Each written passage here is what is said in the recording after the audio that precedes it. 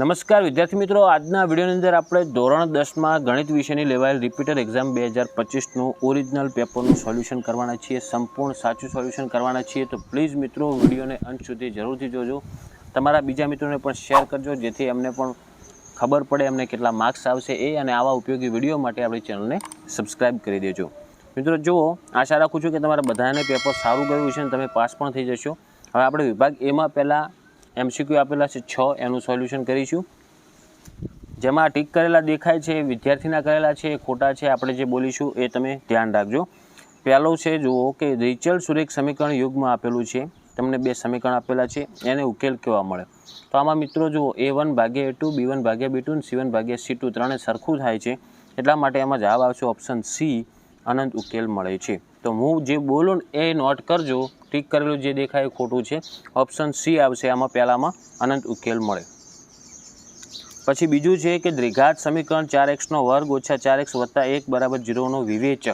તો વિવેચકનું સૂત્ર આવે મિત્રો B² - 4AC = 0.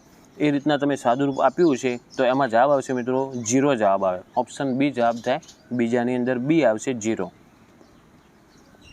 ઓકે, તો તમે ટીક કરેલા જોતા નહીં, ખોટા છે. હું જે બોલું ને એ ધ્યાન રાખજો, ફરી કહું છું.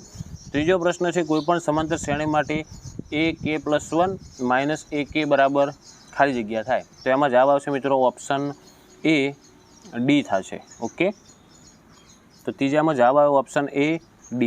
પછી ચોથામાં આવશે બિંદુ -3 - 4નું ઉગમ બિંદુથી અંતર ખાલી જગ્યા છે. તો એમાં આવશે ઓપ્શન D જવાબ 5. પછી પાંચમું આપેલ છે 1 - sec² 60નું મૂલ્ય કેટલું થાય. તો આમાં જવાબ આવશે મિત્રો ઓપ્શન 5માની અંદર આવશે ઓપ્શન B, -3.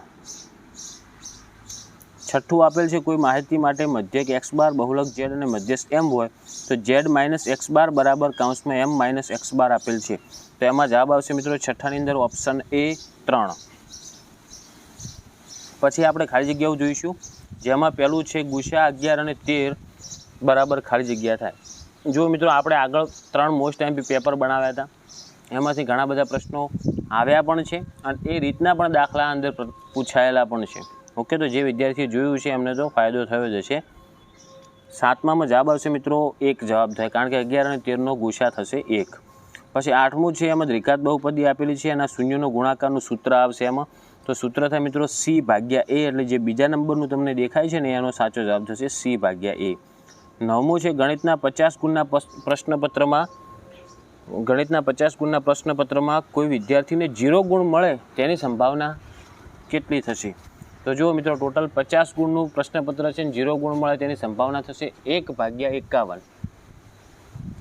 તો એમાં જવાબ આવશે મિત્રો 1/51. ઓકે, પછી 10મું છે 10A + B બરાબર √3. તો એમાં જવાબ આવશે 10મામાં મિત્રો 10ની આપણે કિંમત શોધવાની હતી, તો 10મામાં આવશે 60. 11મું છે, એક વર્તુળને ખાલી જગ્યા સ્પર્શક હોય છે. તો એમાં જવાબ આવશે મિત્રો અસંખ્ય. 12મું છે, અવલોકનો આપેલ છે, એનો બહુલક કેટલો થાય. તો જો જે સંખ્યા વધારે રિપીટ થાય એનો બહુલક થાય, તો એમાં જવાબ આવશે મિત્રો 3. પછી ખરા ખોટામાં મેં તમને કાલ હિન્ટ આપી હતી, તમારે જો ના આવડતું હોય બધા ખરા કરવાના. તો જો તમે એ પ્રમાણે બધા ખરા કર્યા છે, તમારે 3 ગુણ આની અંદરથી પાક્કા આવી જ જશે. કારણ કે 13મું વિધાન છે, સમય સંખ્યા અને અસમય સંખ્યાઓનો સરવાળો અસમય હોય છે. તો એમાં જવાબ આવશે મિત્રો ખરું.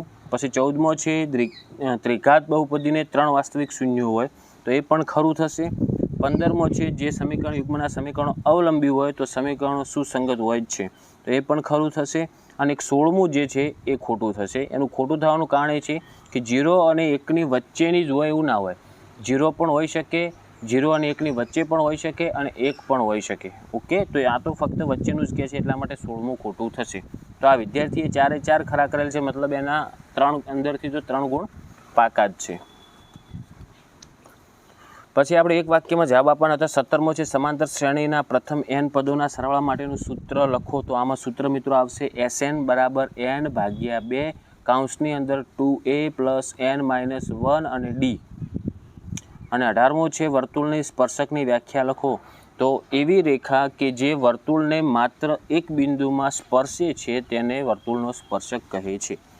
ઓકે, પછી 19મો છે, જો PA = 0.37 હોય તો PA12નું મૂલ્ય કેટલું થાય. તો એમાં જવાબ આવશે મિત્રો 0.63. આમાં તમારે શું કરવાનું હતું, 1ની અંદરથી એને બાદ કરવાના હતા. પછી 20મો છે કોઈ એક માહિતી માટે સિગ્મા એફઆઈ એક્સઆઈ બરાબર 545 તથા સિગ્મા એફઆઈ બરાબર 100 હોય તો મધ્યક શોધો. એકદમ ઇઝી, તો ખાલી 545ને 100 વડે ભાગો તો જવાબ આવશે મિત્રો 5.45. તો એનો સાચો જવાબ થશે 5.45. પછી જોડકા મેં તમને કીધું હતું મિત્રો, જે આપણે મોસ્ટ એમપી પેપર આપ્યા હતા એમાં પણ જોડકા હતા. મેં તમને કહી દીધું હતું 11મા અને 12મા પાઠના સૂત્રો કરશો તમારે આના પણ 4 ગુણ તમને મળી જશે. તો જેમાં 21મું આપેલ છે અર્ધવર્તુળ ચાપની લંબાઈ કેટલી થાય, તો 21માં આવશે ઓપ્શન જુઓ સામે સી આવશે, પાઈ આર થશે. 22મું છે વર્તુળના ચતુર્થાંશનું ક્ષેત્રફળ, તો એમાં આવશે મિત્રો 22માં એ જવાબ પાઈ આર સ્ક્વેર ભાગ્યા 4. ઓકે. પછી 23મું છે શંકુનું ઘનફળ, તો શંકુનું ઘનફળનું સૂત્ર થાય મિત્રો 1/3 પાઈ આર સ્ક્વેર એચ, એટલે ઓપ્શન સી જવાબ આવશે. અને 24મું છે નળાકારની કુલ સપાટીનું પૃષ્ઠફળ, તો એનું સૂત્ર થાય મિત્રો 2 પાઈ આર કૌંસમાં એચ વત્તા આર, એટલે ઓપ્શન એ જવાબ આવશે. ઓકે. તો મિત્રો આ હતું આપણે વિભાગ એનું સાચું અને સંપૂર્ણ 24 ગુણનું સાચું સોલ્યુશન.